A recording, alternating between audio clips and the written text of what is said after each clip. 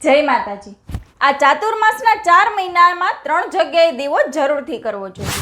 દરેક સમસ્યા દૂર થશે। તો કઈ છે 3 જગ્યા? ચાલો જાણીએ।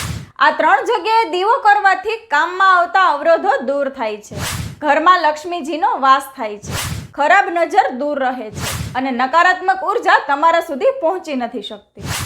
તો પહેલો દીવો તુલસીના છોડની પાસે કરવો અને દીવો કરતા સમયે ઓમ નમો ભગવતે વાસુદેવાય આ મંત્રનો જપ કરવો।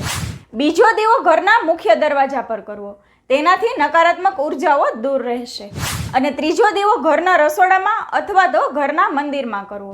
રસોડામાં દીવો કરતા સમયે એક વાતનું ખાસ ધ્યાન રાખજો કે દીવાનું મુખ પૂર્વ દિશામાં હોવું જરૂરી છે અને પૂજા સ્થાન પર દીવો પ્રગટાવતી વખતે ઓમ નમો ભગવતે વાસુદેવાય મંત્રનો જપ કરવો અને દીવો પ્રગટાવતી વખતે મનમાં શ્રદ્ધા અને વિશ્વાસ હોવો જરૂરી છે।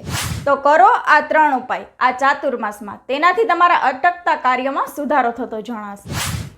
જય માતાજી।